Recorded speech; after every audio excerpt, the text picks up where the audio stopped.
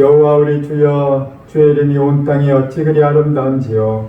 주의 영광이 하늘을 덮었나이다. 아멘.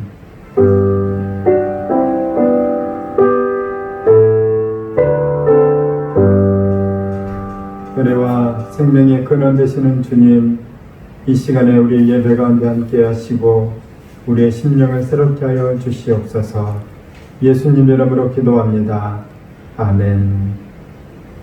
사도신경으로 믿음을 고백드리겠습니다. 나는 전능하신 아버지 하나님 천지의 창조주를 믿습니다. 나는 그의 유일하신 아들 우리 주 예수 그리스도를 믿습니다. 그는 성령으로 잉태되어 동정녀 마리아에게서 나시고 본디오 빌라도에게 고난을 받아 십자가에 못 박혀 죽으시고 장사된 지 사흘 만에 죽은 자 가운데서 다시 살아나셨으며 하늘에 오르시어 전능하신 아버지 하나님 우편에 앉아 계시다가 거기로부터 살아있는 자와 죽은 자를 심판하러 오십니다. 나는 성령을 믿으며 거룩한 공교회와 성도의 교제와 죄를 용서받는 것과 몸의 부활과 영생을 믿습니다. 아멘.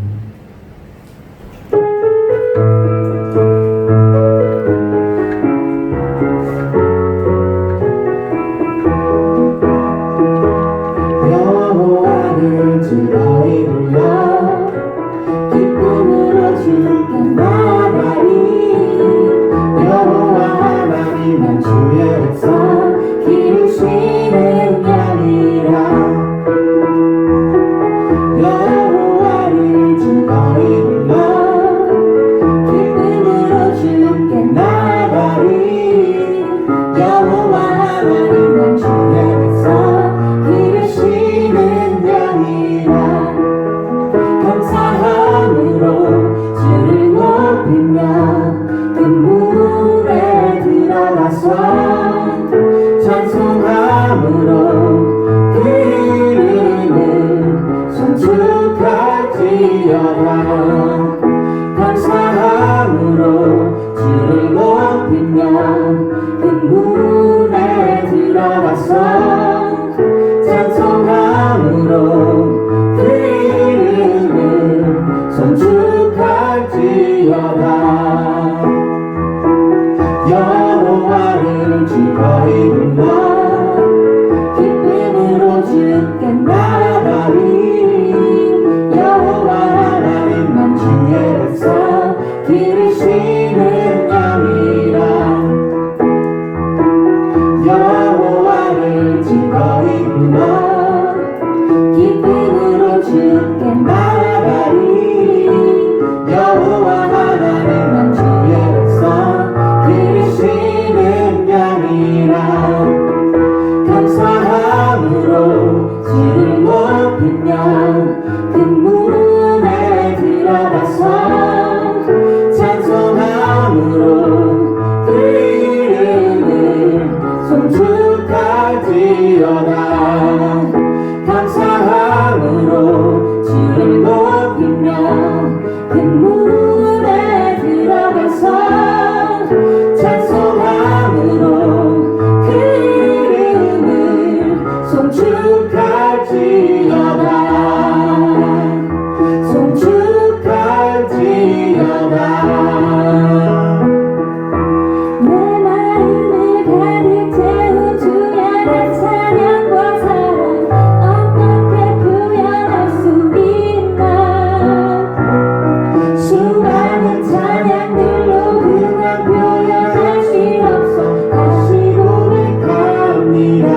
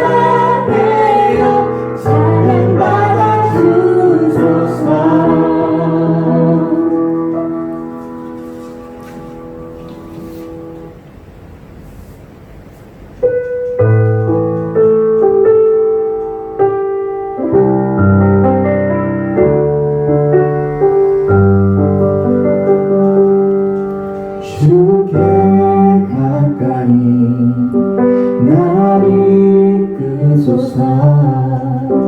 간절히 주님만을 원합니다.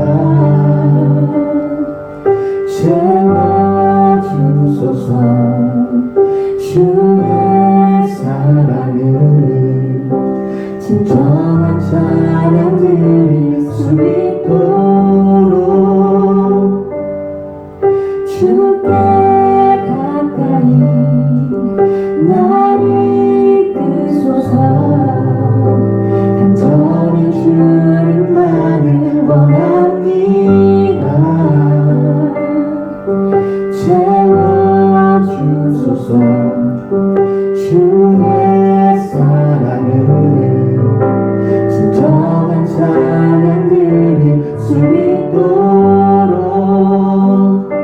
목마른 나의 영혼 주를 부르니 나의 맘 만져 주소서.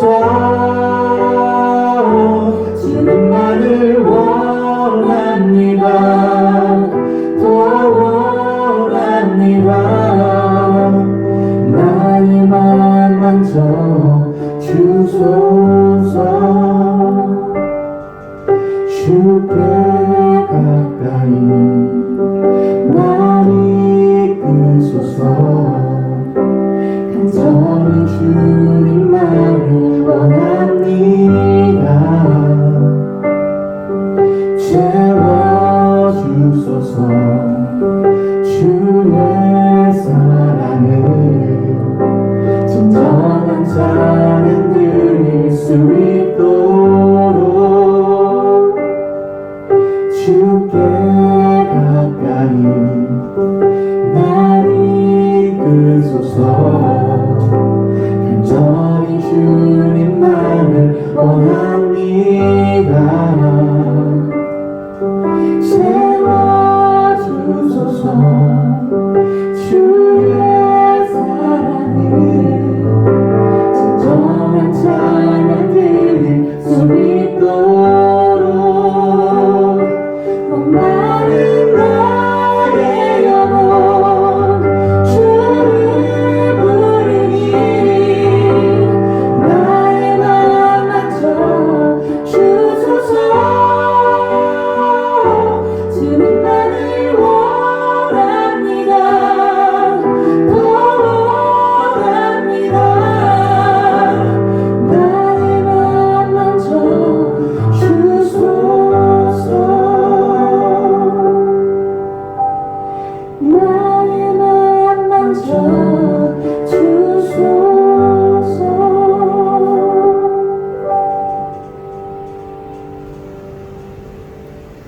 만왕의 왕이시며 생명의 주이신 하나님을 찬양합니다.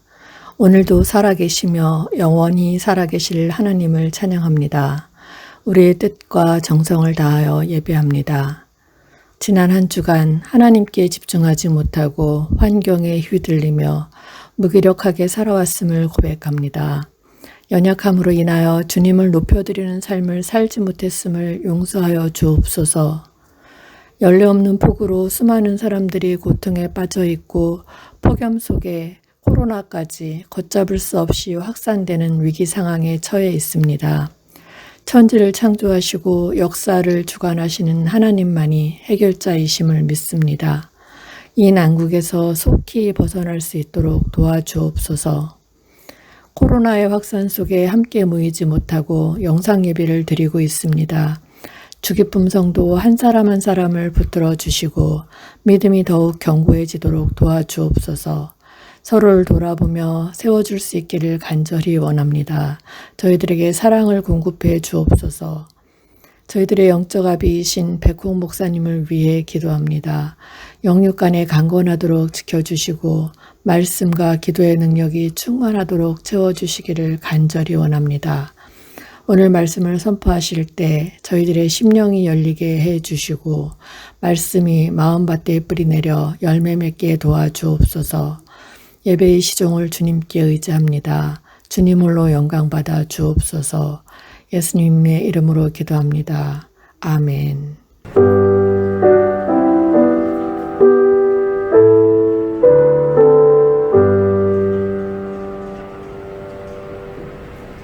경고드리겠습니다. 온라인 예배에 참여하신 모든 분을 환영합니다. 예배 가운데 하나님의 은혜를 경험하고 또 말씀 가운데 하나님께 받은 은혜를 예배 이후에는 소그룹 가운데 잘 나누시기 바랍니다.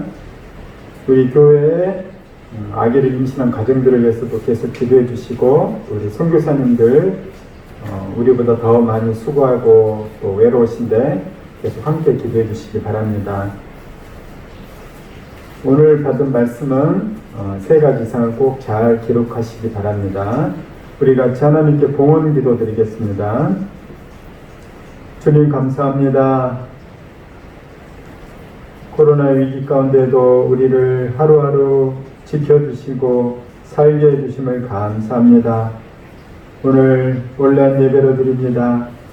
우리 예배를 받으실 뿐만 아니라 우리의 인생과 마음과 영혼도 귀하게 받아주시고 또 우리의 드리는 예물 가운데 하나님 축복하여 주셔서 예물이 이 세상의 어려운 곳에 흘러가게 하시고 주님의 교회가 세워지고 선교하는 데 쓰임받을 수 있도록 하나님께서 붙잡아 쓰시옵소서. 드린 이들의 마음과 믿음을 귀히 받으시며 이들의 삶과 인생과 가정 가운데에도 하나님 은총과 돌보심을 부어주시옵소서. 예수님 이름으로 기도합니다. 아멘. 오늘 우리에게 주신 하나님 말씀 시편 1편 말씀 제가 봉독하겠습니다. 복 있는 사람은 악인들의 꾀를 따르지 아니하며 죄인들의 길에 서지 아니하며 오만한 자들의 자리에 앉지 아니하고 오직 여호와의 율법을 즐거워하여 그의 율법을 주야로 묵상하는 도다. 그는 시냇가 심은 나무가 철을 따라 열매를 맺으며 그 잎사귀가 마르지 아니함 같으니 그가 하는 모든 일이 다 형통하리로다. 악인들은 그렇지 아니함이여 오직 바람에 나는 겨와 같도다. 그러므로 악인들은 심판을 견디지 못하며 죄인들이 의인들의 모임에 들지 못하리로다. 무릇 의인들의 길은 여호와께서 인정하시나 악인들의 길은 망하리로다. 아멘. 우리는 모두 복을 추구합니다.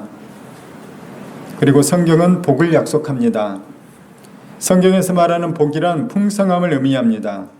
경제적인 풍성함, 건강의 풍성함, 인간관계의 풍성함, 또 정신적인 풍성함, 그리고 영적인 풍성함까지 다 말하는 것이 바로 성경의 복입니다. 그런데 이 모든 복의 궁극적인 목적 그리고 지향점은 뭐냐면 하나님과의 관계에서의 풍성함입니다. 이것은 영적인 풍성함이죠. 그런 측면에서 우리가 흔히 얘기하는 기복주의와 또 성경에서 얘기하는 복과는 차이가 있다고 얘기합니다. 하나님과 나의 관계를 이용해서 나의 풍성함을 추구하는 것은 기복주의이고, 하나님과의 관계 자체, 그 자체를 목적으로 삼는 것은 성경에서 얘기하는 풍성함이라는 것이고 복이라는 것이죠. 복 있는 사람은 하나님과의 관계의 풍성함 때문에 하나님으로부터 부어지는 모든 풍성함을 누리는 것을 성경에서 얘기하는 복 있는 사람이라고 얘기합니다. 특별히 오늘 시편 1편 말씀은 우리가 어떻게 하면 복 있는 사람이 될지 이것에 대해서 가장 중요한 원리를 알려주고 있습니다. 어떤 사람은 시편 1편 말씀은 시편 150편 전체의 주제가 들어있는 주제 말씀이라고 얘기를 합니다. 그래서 시편 1편 말씀을 통해서 시편 150편 전체 주제가 한꺼번에 표현된다는 것이죠. 이것은 다윗의 인생을 통해서도 표현이 됩니다. 다윗의 인생을 보게 되면 그가 젊을 때는 어릴 때는 목동으로 살았지만 주로 20대 10년 이상은 그가 쫓겨다니면서 궁핍하고 두려워하고 정처 없이 떠도는 그런 인생을 살았습니다. 그런데 다윗에게는 주제가 있었던 거죠. 다윗의 주제는 뭐냐면 오늘 시편 1편 말씀의 주제인 거예요. 그리고 다윗의 이 주제 말씀에 대한 이 믿음은 결국 다윗의 일생을 통해서 증명이 되고 일생을 통해서 이것이 진리라는 것을 우리에게 메시지로 선포해 주고 있다는 것이죠. 하나님 말씀은 살아있는 말씀이고 이 말씀은 실현이 안 되는 것 같지만 나중에 보면 정말로 보면 이것이 다 실현이 된다는 것이죠. 다윗이 흔들리지 않았던 이유, 그가 위기 가운데, 고난 가운데, 외로움 가운데, 불신앙의 상황 가운데도 흔들리지 않았던 이유는 뭐냐면 이 시편 1편에 주제가 있었기 때문입니다. 저는 여러분이 주제가 있길 바랍니다. 그 주제가 분명한 사람은 흔들리지 않습니다. 그런데 주제가 여러 개이고 주제가 흔들리고 주제가 없는 사람들은 자꾸 상황에 따라서 흔들리는 거예요. 배고프면 배고픈 것 때문에 흔들리고, 몸이 아프면 몸이 아픈 것 때문에 흔들리고, 다른 사람들이 나에 대해서 비난을 하면 비난 때문에 흔들리고, 내가 스트레스 받으면 스트레스 때문에 흔들린다는 거예요. 그러나 명확한 자기 주제가 있는 사람은 흔들리지 않습니다. 조금 흔들리지만, 또는 흔들린 것처럼 보이지만은 다시 주제로 돌아와서 제자리를 찾아온다는 것이죠. 복 있는 사람은 하나님의 풍성함을 누리는 사람이라고 얘기를 했습니다. 그런데 그 복 있는 사람을 흔들리는 것들이 있어요. 자꾸 흔들리는 요소를 제공하는 세 부류의 사람들이 나옵니다. 오늘 1절 말씀 보게 되면 그 세 부류가 나오죠. 첫 번째는 악인들, 그 다음에는 죄인들, 그리고 오만한 자들입니다. 이 악인, 죄인, 오만한 자들은 다 똑같은 사람이라고 얘기할 수 있습니다. 그러나 구체적으로 보게 되면 이것들이 각각 강조하는 바가 다릅니다. 자, 먼저 악인과 죄인들을 한번 보도록 하겠습니다. 둘은 비슷해 보입니다. 악인이란 말 그대로 악한 자입니다. 악이 가득하고 악에 물든 자입니다. 어떤 성향과 성품이 악이라는 것이죠. 그런데 이 악인이라는 것은 뭐냐면은, 여기서 강조하는 것은 뭐냐면, 이 악인은 현재 상태이기도 하면서 앞으로 미래에 일어날 일에 대한 예측도 가능하다는 거예요. 악인은 현재와 미래를 염두에 둔 표현이라는 것이에요. 현재 악이 가득하기 때문에 이 악이 어떻게 언제 표출될지 모른다는 것입니다.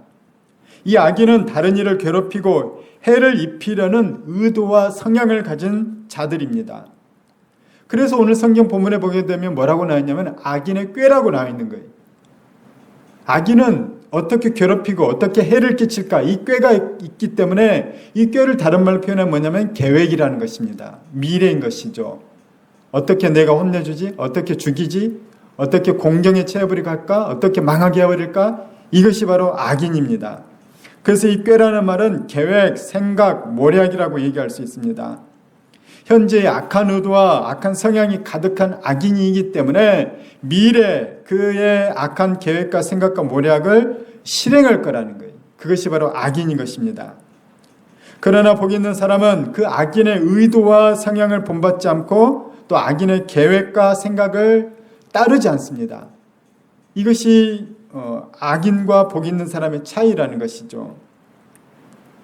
자, 악인의 다음은 누구냐면 죄인입니다. 죄인은 악인에 비해서 좀 더 과거와 또 현재를 비중에 둔 표현입니다. 죄인이란 말은 뭐냐면 이미 죄를 지은 사람이, 과거의 죄를 지은 사람이, 그리고 그 과거에 지었던 죄가 현재까지도 해결되지 않은 사람입니다. 죄인이란 말은 그가 과거에 걸어온 인생의 길이 죄악된 길, 죄인의 길을 걸어왔다는 것이죠. 그가 과거부터 현재까지 살아온 삶의 방식이 죄인이라는 것입니다. 하지만 복 있는 사람은 죄인들처럼 과거의 죄가 해결되지 않은 게 아니라 과거의 죄가 해결된 사람이, 과거의 죄가 해결되어서 그 죄 짓는 인생길을 더 이상 걷지 않기로 한 사람, 더 이상 과거의 죄가 자신의 발목을 붙잡지 않는 사람, 그들이 바로 복 있는 사람이에요. 복 있는 사람은 악인의 꾀를 따르지 않을 뿐만 아니라 죄인들의 길에 서지도 않습니다. 그들의 인생길과 다른 인생길을 걷는 것이죠. 복 있는 사람은 누구인가요? 죄의 문제가 해결된 사람이, 가슴을 치고 죄를 통회하고 주님의 십자가 앞에서 회개하고 그 죄에 대해서 고쳐나가는 사람들, 이들이 바로 복 있는 사람입니다. 자, 세 번째 복 있는 사람을 흔드는 부류는 오만한 자들입니다. 오만한 자라는 것은 이제 과거 현재와는 연결될 수 있겠지만 이건 뭐냐면 존재 자체라는 거예요. 그의 성품과 인격을 얘기합니다. 오만하다는 것은 삶의 태도라는 거예요. 다른 사람을 쉽게 깔보고 판단하는 사람들이 오만한 자들인 거예요. 한번 쓱 살펴보고 나서는 남을 쉽게 판단하고 무시합니다. 뭐 별로 가진 것이 없네? 저 사람 나한테 별로 도움이 안 되겠네? 사람을 쉽게 외모로 판단하고 재산으로 판단하고 그 사람 자체를 그런 것들을 판단하면서 무시하고 깔보면서 한 사람의 존귀한 인격체로 대하지 않는 자들, 그들이 바로 오만한 자들이죠. 이 오만한 자들의 특징이 있습니다. 그들은 자기 도취에 잘 빠져요. 그래서 자기의 별것 없는 자기를 아주 대단한 사람으로 착각을 한다는 것입니다. 그리고 자기애가 강해요. 자기를 너무 사랑하는 거예요. 이 오만한 자들은 높은 자리, 눈에 띄는 자리, 남들이 알아주는 자리를 좋아합니다. 남들이 알아주고 지켜 세워주면 열심히 하지만 남들이 별로 알아주지 않으면 쉽게 포기해버리고 남들이 알아주는 또 다른 자리를 찾아서 다닙니다. 이것이 바로 오만한 자들이라는 것이죠. 그러나 복 있는 사람은 오만한 자들의 자리에 앉지 않고 그들의 자리를 탐내지도 않습니다. 복 있는 사람은 다릅니다. 자리에 연연하지 않습니다. 누가 알아주든 알아주지 않든 자기 자리에서 최선을 다합니다. 이 자리를 내가 지켜야 한다면, 이 자리에서 내가 해야 될 일이 있다면 그 자리를 지키는 거예요. 내가 높아지려 하기보다는 다른 사람을 높아주려 하고, 내가 고생한 것에 대해서 남들이 알아주지 않는다 해도 내가 최선을 다한 것 그 자체에 만족합니다. 혹시 내가 높아져서 높은 자리에 오른다 할지라도 이것을 나의 공로로 내 덕이라고 얘기하지 않고 주변 사람의 공로고 주변 사람의 덕분이라고 하면서 함께 수고한 사람들을 높여주는 거예요. 이것이 바로 오만한 자가 아니라 복 있는 사람의 모습이라는 것입니다. 복 있는 사람은 악인의 생각을 또 계획을 따르지 않습니다. 그리고 죄인들처럼 죄 짓는 것을 가볍게 여기거나 죄에 대해서 무감각하지도 않습니다. 복 있는 사람은 오만한 자들의 성품과 인격을 닮으려 하지 않고 그 오만한 자의 자리에 앉는 것에 대해서도 연연하지 않는다는 거예요. 우리 1절 말씀을 읽겠습니다. 복 있는 사람은 악인들의 꾀를 따르지 아니하며 죄인들의 길에 서지 아니하며 오만한 자들의 자리에 앉지 아니하고. 우리가 여기까지 보게 되면 아마 나는 지금 악인도 아니고 죄인도 아니고 또 오만한 자도 아니라고 오해할 수 있습니다. 그러나 성경이 또 하나님께서 말씀하시는 죄, 악, 오만함 이런 것들은 우리의 성품 구석구석에 배겨 있습니다. 구석구석에 박혀 있는 것이죠. 그것들은 하나님의 말씀의 거울이 아니면 볼 수가 없는 거예요. 말씀의 거울을 통해서 우리는 그것들을 찾아낼 수 있고 또 그 찾아낸 그것들은 그냥 씻겨나가지 않습니다. 오직 예수 그리스도의 십자가의 피가 아니면 씻어낼 수가 없다는 거예요. 그래서 예수의 피로 이것들을 씻어내야 하는 것이죠. 저는 지난 금요일 큐티 본문 열왕기하 22장 1절에서 13절까지의 내용을 가지고 큐티 간증을 썼던 조민지라는 자매의 글을 다시 한번 우리가 보기를 원합니다. 그가 말씀을 통해서 어떻게 자기 자신의 깊은 곳에 은밀하게 숨겨져 있던 죄와 악과 오만을 찾아냈고 말씀의 순종함으로 그것들과 어떻게 싸우고 있는지를 우리가 한번 볼 수 있기를 바랍니다. 제가 한번 다시 읽겠습니다. 제목 교만한 죄인의 회개. 조민지. 저는 모태신앙인으로 태어났지만 초등학교 저학년 이후로 10여 년간 교회를 다니지 않았습니다. 그러다가 20대 초반에 사회생활을 하며 인간관계에 마음이 상해있을 때 어머니의 지인을 통해 다시 교회에 다니게 되었습니다. 그리고 저의 우울한 이야기에 귀 기울여주는 교회 지체들과 교제에서 따뜻함을 느끼게 되었습니다. 그 뒤 저는 소그룹 모임에 빠지지 않고 주일학교 봉사와 각종 행사에 참여하며 오랜 시간 부서져 있던 저의 성전을 수리해 갔습니다. 그러던 어느 날이었습니다. 평소에는 제 말을 잘 들어주던 소그룹의 리더가 갑자기 저의 의견을 들어주지 않아 마음의 분노가 일었습니다. 저는 평소와 다른 리더의 모습을 이해할 수 없었습니다. 그래서 일방적으로 격한 감정을 드러내며 심한 말을 퍼부었습니다. 이후 교회 행사를 준비하며 오랜만에 큐티책을 펼쳐 말씀을 묵상했습니다. 공교롭게도 그날의 큐티 본문은 누구든지 당신의 명령을 거역하며 당신의 말씀을 순종하지 아니하는 자는 죽임을 당하리니 라는 말씀이었습니다. 여호수아 1장 18절. 그때까지 저는 스스로 교회에서 다른 사람들과 잘 협력하는 사람이라고 생각했습니다. 그러나 그날 말씀을 묵상하며 처음부터 저의 뿌리 깊은 교만으로 리더에게 순종하지 못했고 계속해서 제멋대로 해왔다는 사실이 깨달아져 눈물이 났습니다. 그리고 이 사건이 아니었다면 성실함으로 부서를 섬기던 행위에 가려 나의 교만을 보지 못했겠구나라는 생각이 들었습니다. 행위로 구원받고자 한 제 믿음의 실체가 드러난 것입니다. 이후 저는 리더에게 연락해 저의 잘못을 고백했습니다. 저의 교만함은 직장에서도 마찬가지입니다. 어느새 사회생활 10년 차인 저는 지금까지 직장에 지각이나 결석을 한 적이 거의 없습니다. 주어진 일도 열심히 해냈기에 어느 직장에 가든지 사람들에게 금세 인정받으며 성실하다, 책임감 있다는 말을 많이 들었습니다. 그러다 보니 제 속에 교만을 보지 못하고 나는 좌우로 치우침 없이 살았다고 생각했습니다. 하지만 저에게는 여전히 상사에게 순종하지 못하는 모습이 있습니다. 가끔은 상사의 말에 기분 나쁜 감정을 표정으로 드러내며 동료들까지 저의 눈치를 보게 합니다. 그런데 얼마 전 시간제 근무를 하던 저는 회사로부터 정규직으로 재계약합시다라는 제안을 받았습니다. 심지어 다른 직원보다 좋은 조건이었습니다. 이런 환경에 있다 보니 더욱 교만한 마음을 품게 됩니다. 저는 자격이 없으나 주님이 더 나은 길로 인도해 주시는 것임에도 항상 모든 것을 내가 이루었다고 생각하곤 합니다. 저는 율법책의 말씀에 대해 여호와께 묻기를 지체하지 않는 요시야처럼 날마다 말씀을 묵상하며 주의 뜻대로 살아가기를 소망합니다. 여러분, 누가 복 있는 사람입니까? 우리 1절과 2절을 다시 한번 봉독하겠습니다. 복 있는 사람은 악인들의 꾀를 따르지 아니하며 죄인들의 길에 서지 아니하며 오만한 자들의 자리에 앉지 아니하고 오직 여호와의 율법을 즐거워하여 그의 율법을 주야로 묵상하는 도다.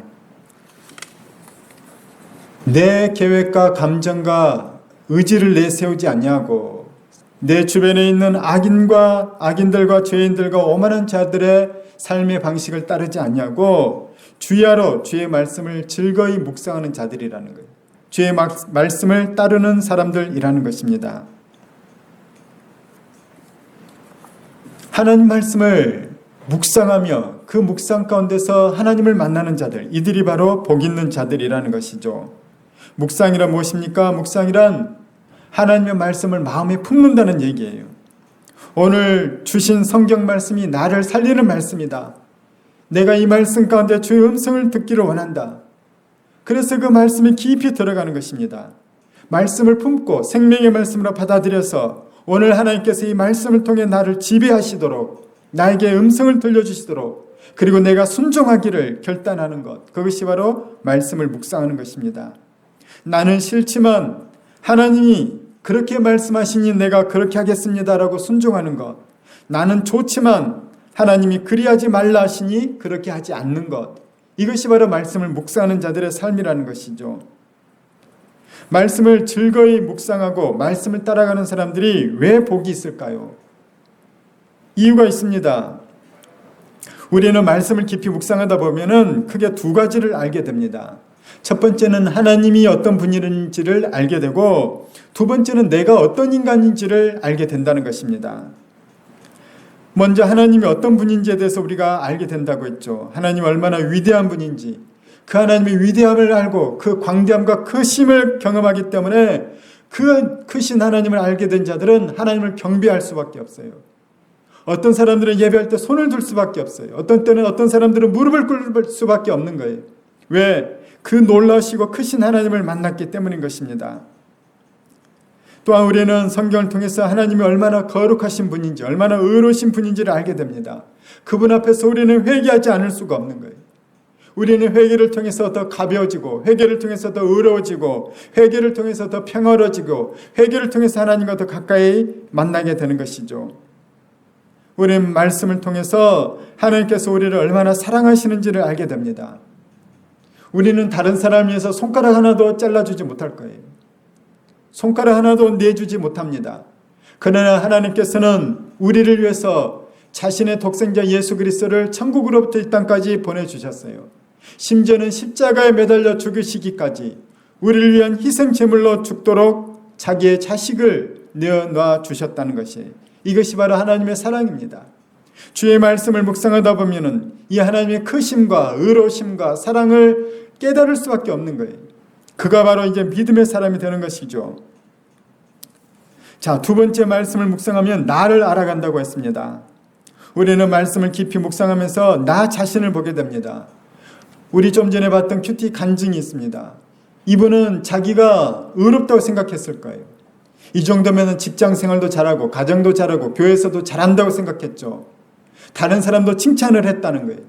그런데 하나님 말씀에 대면해 보다 보니까 말씀의 거울이 나 자신을 비춰주다 보니까 나의 추함과 나의 교만함과 내 하나님 앞에서 죄들이 보인다는 거예요.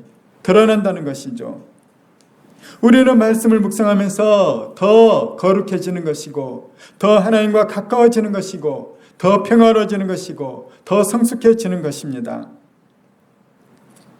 말씀으로 변화된 사람은 이제 주의 말씀의 사람이 되어가는 것이죠. 그래서 전에는 남의 죄를 보면서 다른 사람에게 손가락질하기 바빴던 그 손이 이제 다른 사람을 섬기는 손이 되고, 전에는 남을 험담하기에 바빴던 그 입이 이제는 다른 사람에게 용서를 구하며 또한 다른 사람들에게 감사하며 또 중보기도 하는 그런 입으로 바뀐다는 거예요. 이것이 말씀을 묵상하는 사람들이 받는 변화의 축복인 것입니다. 여러분 말씀 묵상하고 있습니까? 이런 변화의 열매들이 있습니까? 말씀 묵상하는 사람들은 자기가 보이기 때문에 이 사람들은 그 뒤에 보게 되면 잎사귀가 푸르게 되고 철을 따라 열매를 맺게 됩니다. 삶에 귀한 열매가 있게 되는 것이고 그 사람 주변에는 풍성함이 있게 된다는 거예요. 왠지 압니까? 다른 사람이 바뀌는 것이 아니라 내가 바뀌기 때문인 거예요. 말씀은 나를 바뀝니다. 하나님 말씀을 깊이 묵상하는 사람은 자기가 보이게 돼요. 자기가 보이는 사람은 자기 반성과 자기 성찰을 하게 됩니다. 사람이 언제 발전하고 언제 성숙하게 됩니까? 자기 반성과 자기 성숙이 있을 때야 성장하고 성숙하는 거예요. 그러나 자기 반성과 자기 성찰보다는 늘 남 탓하고 핑계만 대고 변명만 하는 사람들은 평생을 살아도 아무리 나이를 먹어도 변화가 되지 않고 성장하지 않습니다. 자기 변명, 핑계, 남 탓하는 사람들은 주로 이런 말을 많이 합니다. 다른 사람도 다 그러는데 왜 나한테만 그러십니까? 아니, 악인이 그런 모습을 보고 왜 따라 하려는 거예요? 또는 자기 잘못이 분명히 있음에도 불구하고 이렇게 말합니다. 그건 제 잘못이 아닙니다. 그건 누구 때문입니다. 뒤집어 씌우는 거죠. 또 자기가 부주의했으면서도 이렇게 핑계를 댑니다. 이건 저한테 문제가 있는 것이 아니라 그 자체에 결함이 있기 때문에 그런 거예요. 자기 잘못은 절대 인정하지 않는다는 거예요. 이렇게 자꾸만 남 탓하기, 변명하기, 핑계 대기만 하는 사람은 발전이 없습니다. 이렇게 남 탓하기, 변명, 핑계만 대는 사람은 조금만 지나보면 다른 사람들도 다 아는 거예요. 그래서 그 사람은 어느새 그 직장에서든지 친구 관계에서든지 비호감이 되고 맙니다. 이런 사람은 발전이 없을 뿐만 아니라 이런 사람들은 복이 없는 거예요. 복이 오다가도 사라지는 거예요. 저는 여러분이 복 있는 사람이 되길 바랍니다. 하나님은 말씀을 통해서 우리가 하나님을 알아가고 나 자신을 알아가면서 우리의 신앙이 성장해가고 나 자신의 발전이 있고 내가 성숙한 사람이 되기를 원합니다. 그런 그릇이 되기를 원하는 거죠. 그래서 하나님은 바로 그들에게 복을 주시기를 원하는 것입니다. 이런 사람에게는, 변화된 사람에게는 삶의 열매가 가득합니다. 우리 3절을 같이 읽겠습니다. 그는 시냇가에 심은 나무가 철을 따라 열매를 맺으며 그 잎사귀가 마르지 아니함 같으니 그가 하는 모든 일이 다 형통하리로다. 하나님의 말씀을 따르고 말씀에 따라 사는 사람들은 하는 일이 잘 될 뿐만 아니라 그에게는 생명력이 넘칩니다. 하나님은 그를 돌보시고 보호하시는 것이죠. 마르지를 않습니다. 잎사귀가 마르지 않습니다. 다윗은 시편 23편에 뭐라고 하냐면은 하나님 복을 받는 사람은 사망의 음침한 골짜기를 다닐지라도 내가 해를 받지 않는다는 거예요. 하나님이 그런 사람, 복 있는 사람으로 삼아주시는 거죠. 국민일보 겨자씨라는 칼럼에 이런 내용이 나왔습니다. 4인조 복명 강도가 한국 귀금속협회 회장집에 침입해서 현금 1,000만 원 정도와 귀금속을 강탈하고 경찰에 신고하지 못하도록 하기 위해서 부인과 딸을 성폭행하려고 했답니다. 그때 이 회장이 우리 딸은 아직 미혼이니 제발 딸만은 건드리지 말아달라고 사정을 했다고 합니다. 너무나도 절박한 순간이었죠. 그때 한 강도가 장롱을 뒤지다가 그 장롱 속에서 찾은 어떤 낡은 감사패를 들고 이들에게 다가왔다는 거예요. 그러더니 그 회장에게 이런 말을 했대요. 이 감사패를 준 안동 재활원 이사장 정창근 장로님을 아십니까? 라고 물었다는 거예요. 이 회장님은 자신이 그 재활원의 영구 재정 후원자라고 밝혔다는 거예요. 저는 영구 평생 재정 후원자입니다. 그랬더니 그 강도가 나머지 3명의 강도를 설득한 후에 이렇게 얘기하고 떠났다고 합니다. 죄송합니다. 정 장로님 후원자인 줄 몰랐습니다.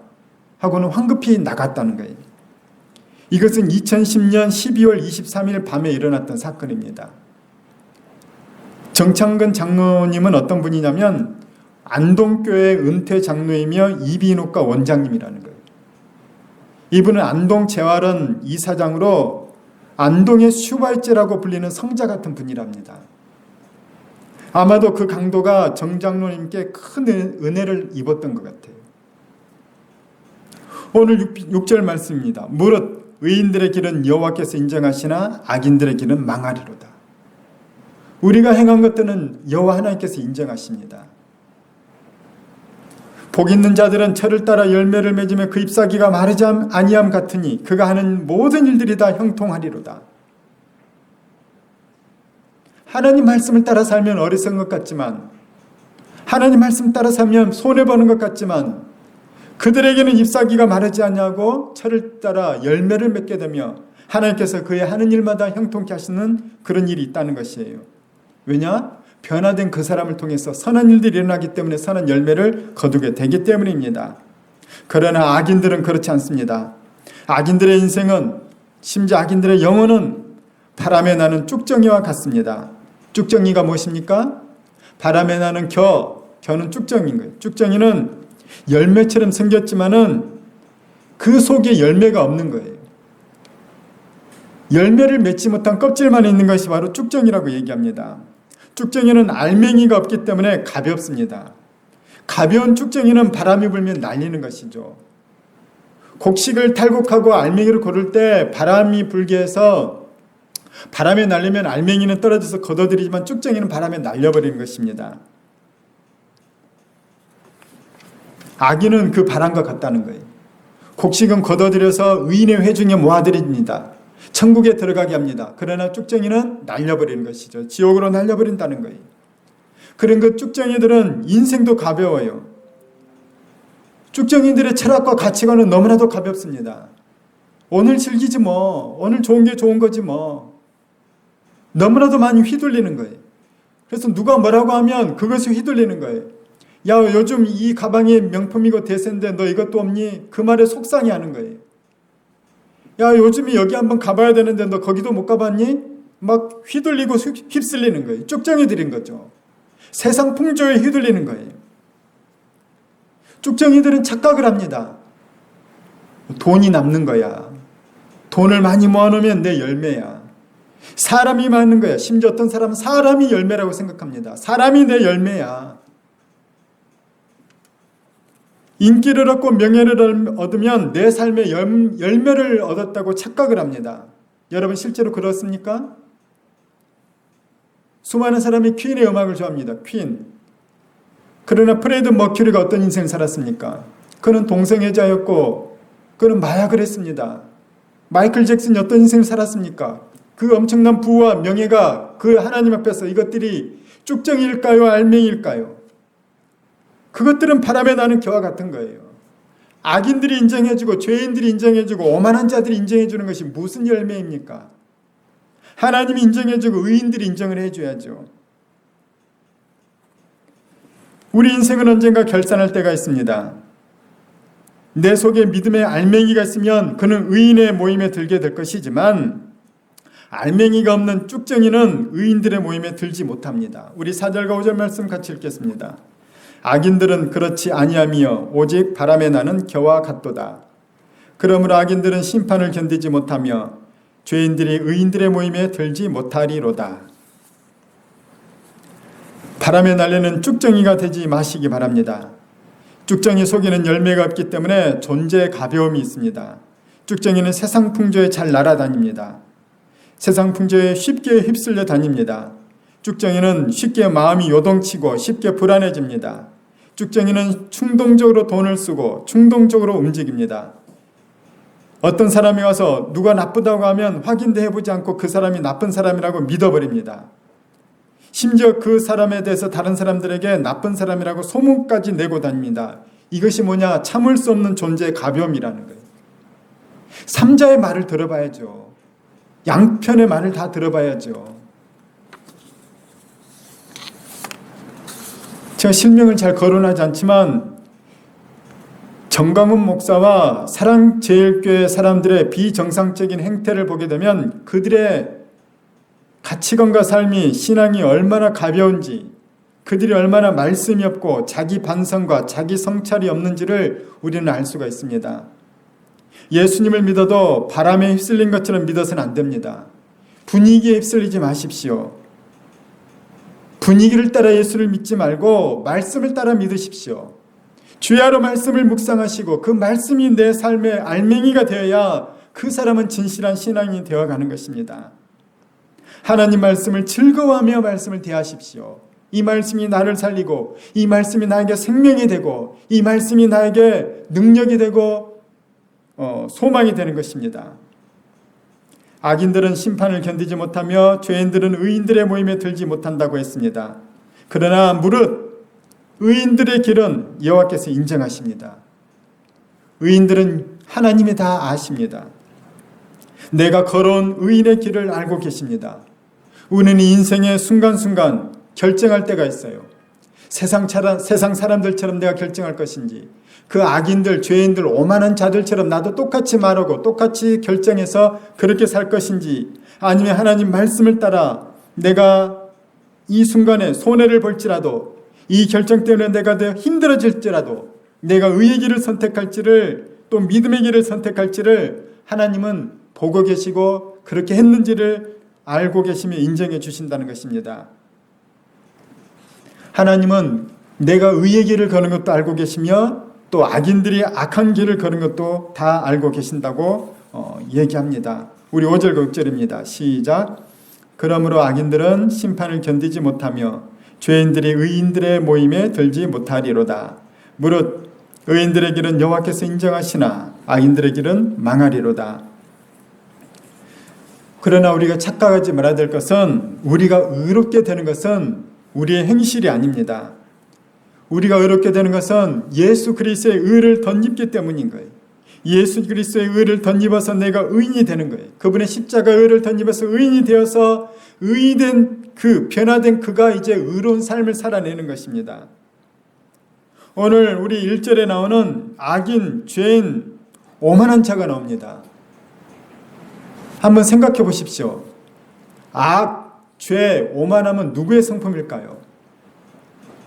악과 죄와 오만은 마귀의 성품입니다. 그럼 예수님의 성품은 뭘까요? 반대말이죠.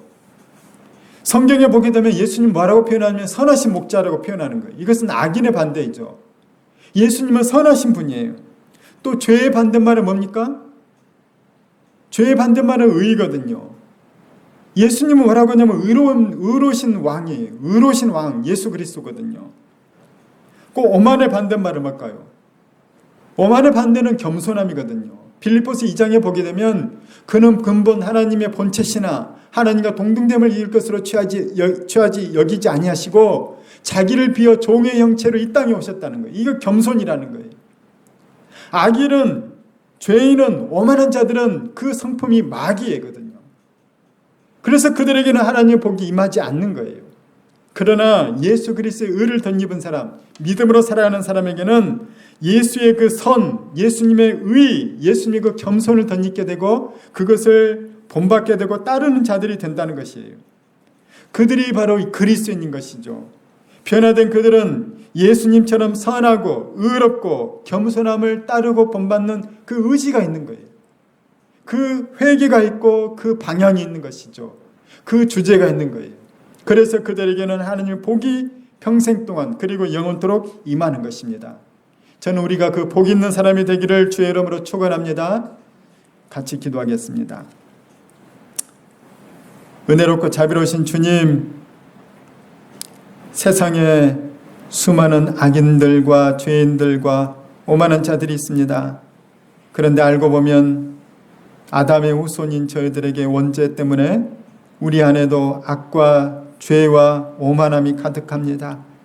이제 예수의 피를 힘입어서 우리가 의롭게 되어 예수님의 의로우신 성품, 선하신 성품, 겸손하신 성품을 본받아 이 땅과 영혼을 살기를 소원합니다. 악의 세력을 거부함으로 우리에게 복이 임하기를 소원합니다. 악인의 멸망과 의인의 구원함을 우리가 이 시간에도 기억하오니 주여 우리를 긍휼히 여겨주시고 말씀을 따라 의의 길을 걷고자 하는 우리를 평생 붙잡아 주시옵소서. 예수님 이름으로 기도합니다. 아멘.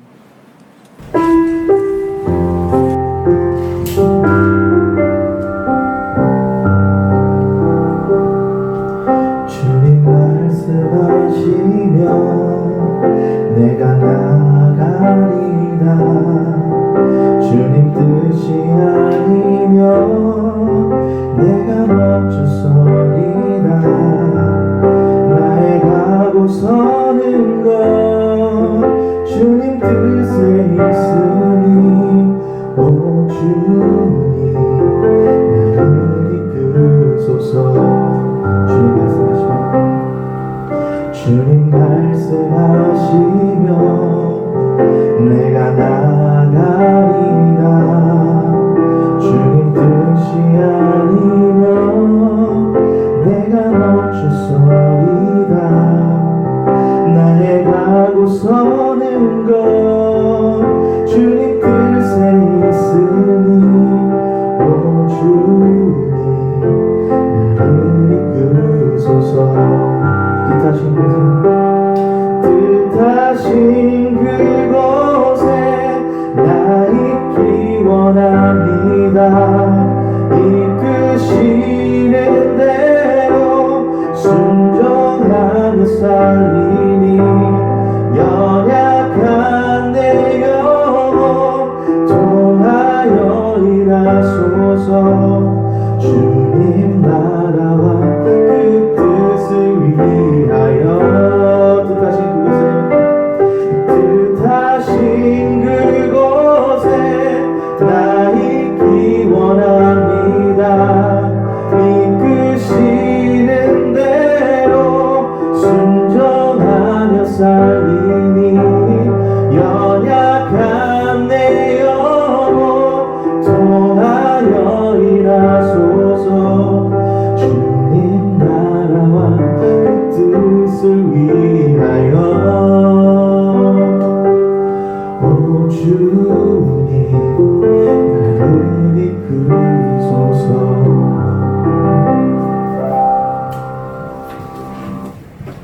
이제는 우리의 구원자 되시는 예수 그리스도의 그 크신 은혜와 하나님 아버지의 무한하신 사랑과 성령님의 감동 감화 역사하심이 복 있는 사람으로 악인들의 꾀를 따르지 아니하며 죄인들의 길에 서지 아니하며 오만한 자들의 자리에 앉지 아니하고 오직 주의 말씀을 즐거워하며 주야로 주의 말씀을 묵상하며 따르며 살기를 소원하는 주의 사랑하는 자녀들의 머리 위에와 이들의 가정과 이 교회 위에 우리 선교사님들과 사역과 가정 위에 이 한국교회 위에 이제로부터 영원히 함께 하셨기를 간절히 축원하옵나이다.